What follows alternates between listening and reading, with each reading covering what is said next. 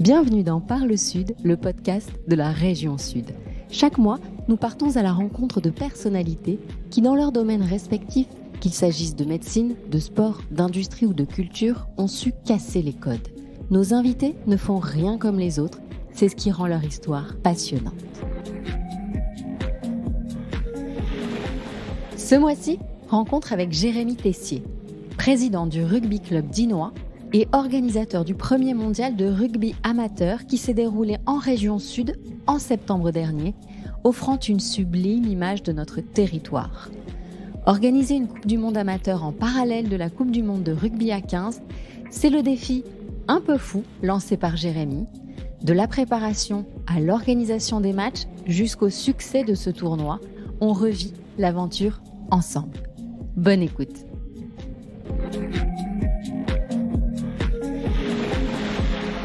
Jérémy Tessier, bonjour. Bonjour. Très heureuse de vous avoir à notre micro alors que le premier mondial de rugby amateur s'est achevé avec le sacre de l'Afrique du Sud. Vous êtes le président du rugby club dinois, organisateur de ce mondial. Vous avez fait de Digne la capitale mondiale du rugby amateur. Quelle est la genèse de ce projet ? La genèse de ce projet, c'est d'une réunion entre amis où on s'est dit et si on organisait une Coupe du Monde ? En réalité, en 2017, j'ai amené mes joueurs de Digne au Pays de Galles pour qu'ils voient un autre rugby. On a fait un séjour là-bas et à la fin de ce séjour à l'aéroport, on s'est dit c'est assez simple de voyager à travers l'Europe. Et si on faisait venir 6 clubs venant des 6 nations européennes pour organiser un tournoi destination du rugby amateur. En 2018, nous réalisions ça. C'était un beau succès. Et à la fin de cette journée, on s'est dit, dans les travées du stade, ici au stade Jean-Roland, et si on organisait une Coupe du Monde ? C'est né comme ça. C'est vraiment né comme ça. Vous avez été assez fou pour imaginer ça. L'imaginer, ça s'imagine facilement. La folie, c'est de le réaliser. Ouais. Parce que c'était il y a 4 ans. Ça a été beaucoup de travail. Mais voilà, on l'a fait.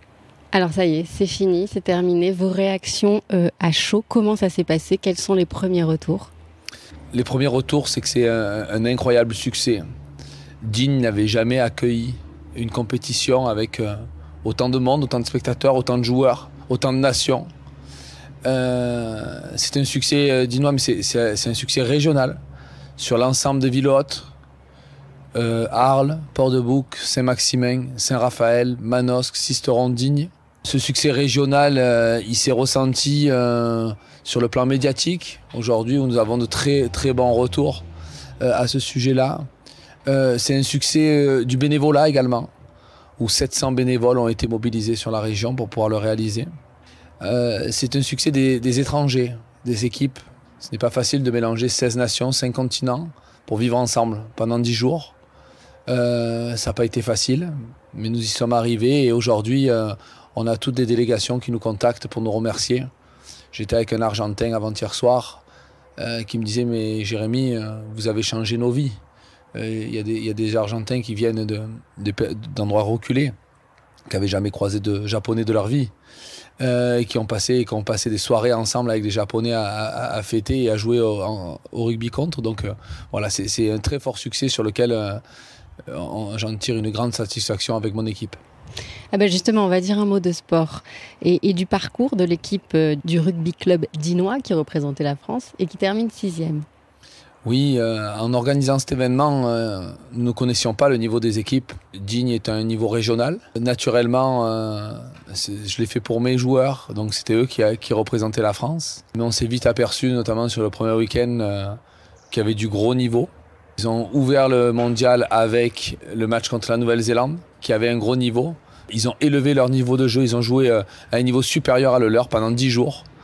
Je discutais tout à l'heure avec l'entraîneur, ça va leur apporter énormément pour le reste de la saison et pour leur vie. On a conclu leur dernier match, ils l'ont reconclu sur le match de classement contre la Nouvelle-Zélande, devant son public avec un magnifique haka, où ils se sont retrouvés l'un contre l'autre.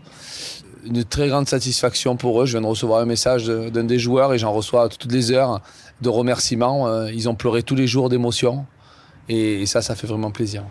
Alors, une semaine de sport et de fêtes autour du rugby amateur. J'ai envie que vous nous parliez de l'implication des commerçants, des habitants, de celles et ceux qui ont vécu ce moment sur leur terre. Aujourd'hui, le retour, il est économique. C'est certain que les commerçants, les restaurants, que ce soit sur Digne ou sur l'ensemble des villes, sont satisfaits de ce que nous leur avons offert. Les habitants, je pense aux officiers de liaison par exemple, qui ont été habitants et bénévoles, qui sont restés avec ces personnes-là durant une semaine, avaient les larmes aux yeux quand ils se sont séparés. Je pense également aux gamins. Les gamins, pendant une semaine, dans toutes les villes, ont vu arriver les Néo-Zélandais comme les All Blacks, ont vu arriver les Sud-Africains comme les Box. Voir les gamins demander des autographes à la sortie des matchs à tous ces joueurs-là, c'est tout simplement magique. Et donc je pense qu'on a vraiment impacté en région le rugby sur un public large qui n'était pas forcément à la base un public supporter du rugby. Vous parliez des équipes pro justement, évidemment, parallèlement à ce mondial, se tenait la 10e Coupe du Monde de rugby à 15. Comment les pros vous ont accompagnés et soutenus ? Les pros nous ont tous des agendas très chargés et très peu de disponibilité, mais on a reçu un soutien du monde professionnel depuis maintenant plusieurs années, avec dans la construction du programme, avec Provence Rugby à Aix ou le RCT à Toulon, qui nous ont aidés pour nous accueillir au moment où nous avions besoin pour construire le projet, de manière technique sur la réalisation de l'événement, de la manière médiatique. Et pendant l'événement, on a eu le retour de joueurs qui nous ont contactés. Un message de Raphaël Ibanez à l'ouverture, à quelques heures du France-Namibie. Un message des joueurs du RCT qui étaient en stage en soutien aux joueurs représentant la France. Et ici, avec la présence de joueurs internationaux du 15 avec Bourgarit et également Christian Califano, qui est notre ambassadeur et qui était présent ici pour la finale. Ça fait plaisir ça de voir qu'ils n'oublient pas en fait, qu'ils sont tous passés par des clubs amateurs évidemment. Comme le disait Raphaël Ibanez dans son message, les joueurs du 15 et l'ensemble du staff gardent un lien très étroit avec le rugby amateur. Et je pense que c'est très fort. Et dans notre société, on a besoin, les gamins voient à la télé des stars, mais ils ont besoin de comprendre que pour être une star, il faut un sportif de haut niveau. Il faut travailler dur et qu'on n'oublie pas ses racines. Et je pense que c'est tant mieux pour nous. Pour nous, c'est cool, c'est médiatique, mais pour les valeurs du rugby, c'est très fort et j'aime ça. Alors la région Sud est résolument une terre de sport, une terre de jeu. Vous le disiez tout à l'heure, de Port-de-Bouc à Arles, en passant par Sisteron, Saint-Raphaël ou Digne. C'était d'ailleurs une volonté de votre part de refléter l'essence de la région dans chaque ville haute. C'est ça, nous habitons l'une des plus belles régions du monde. Nous recevions 500 joueurs de 16 nations, de 5 continents. Nous voulions leur faire découvrir notre région et valoriser cela. Nous avons choisi des villes hautes sur l'ensemble du territoire pour qu'ils puissent avoir les différents panels de notre territoire. Ils ont adoré. La sortie touristique aux gorges du Verdon est mémorable. Ils sont tous venus me voir en me disant « Waouh, c'est amazing ». Et on est vraiment fiers de leur avoir proposé ça et d'avoir fait découvrir notre région à ces joueurs venus du monde entier qui, pour certains, reviendront pour visiter comme ils nous l'ont indiqué, oui. Alors fondamental aussi le volet social. Vous avez proposé 3 projets, Rugby at School, Rugby de rue et Rugby solidaire. Il y a 2 ans, vous disiez vouloir laisser un héritage à tous ces jeunes. Pari gagné ?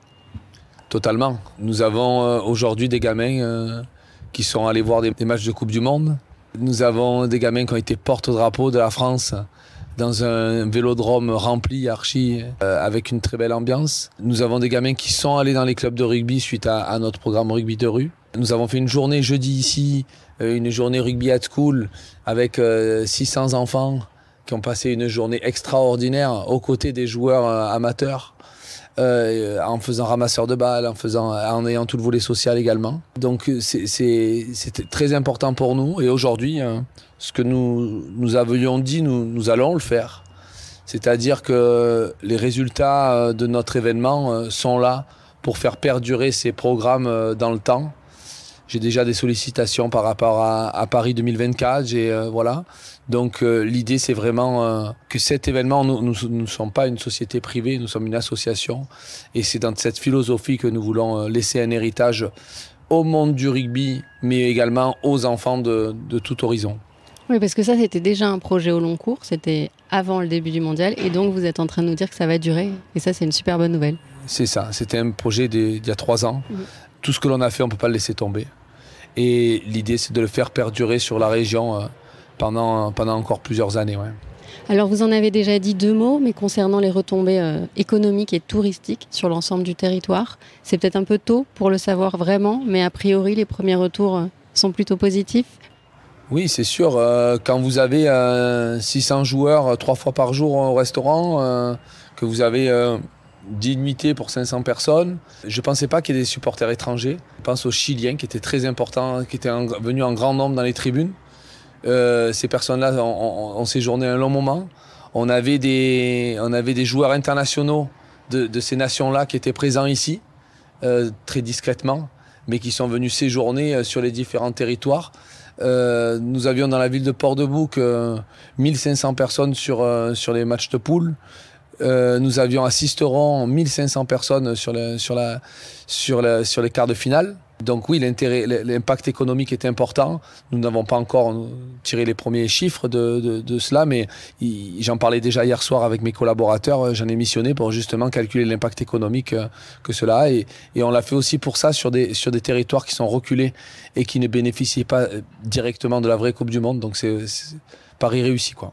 Paris réussi également en termes d'ambiance. On l'entend un peu à votre voix. La 3e mi-temps, ça s'est bien passé ? Oui, le rugby se joue en 3 mi-temps. Hein. Et la 3e, elle est pour le bon temps. Nous avions organisé une 3e mi-temps avec nos amis de l'association Pot of the Top de Grégory Montel. On a offert ce cadeau aux joueurs avec une soirée mémorable rassemblant 2000 personnes, avec des groupes qui étaient engagés autour du rugby. Je pense notamment à Moussé Hakim de Zebda, qui ont construit un collectif spécialement sur le rugby en mettant en avant de l'espagnol, de l'anglais, un clin d'œil à Nelson Mandela pour les Sudaf. Donc voilà, c'est dans la philosophie avec beaucoup d'humanité à l'intérieur de cette soirée. Ouais. Donc ça c'est important aussi. Désormais les liens entre Digne-les-Bains et le monde sont tissés. Donc rendez-vous dans 4 ans en Australie où le Rugby Club Dinois représentera la France. Juste retour des choses. Oui, c'est un beau cadeau. Maintenant, nous allons attaquer à travailler là-dessus en tirant les bilans. Mais aujourd'hui, nous avons World Rugby qui attend le bilan. Mais nous avons la fédération australienne qui a manifesté un intérêt depuis maintenant 3 mois. Et nous voulions attendre de tirer toutes les conclusions et réaliser l'événement avant de pouvoir travailler sur le futur. Mais oui, du coup, nous serons en Australie en 2027, ce qui permet également, que ce soit sur les projets sociaux ou tout ça, de faire perdurer cette philosophie pendant 4 ans jusqu'à cette prochaine échéance. Ouais. Il y en aura d'autres des échéances avant ça, mais comment le club va se préparer à celle-là ? Vous le savez déjà ? Oui, à la fin de ce mondial, ça nous a encore plus ouvert sur le monde. C'est-à-dire que nous avons envie de réaliser des choses, d'utiliser l'outil mondial pour nos écoles de rugby, que ce soit celle de Digne, mais celle de mes copains sur l'ensemble de la région, pour pouvoir accueillir des gamins, mais également leur ouvrir l'esprit sur le monde. Et ils l'ont vécu pendant ce mondial-là, et il faut absolument y travailler. Donc on en discute déjà depuis 2 jours avec mes collaborateurs sur comment utiliser le mondial sur nos écoles de rugby. C'est quoi le programme pour vous ces prochains jours ? Peu de repos. Du repos, non, c'est du repos, mais également clôturer de la même manière que ce qu'on a construit, c'est-à-dire proprement tout ce que l'on a mis en place, tirer les premiers bilans, s'organiser pour remercier les bénévoles, s'organiser pour réaliser une assemblée générale permettant de conclure tout ce qu'on a mis en place, finaliser toute la partie financière.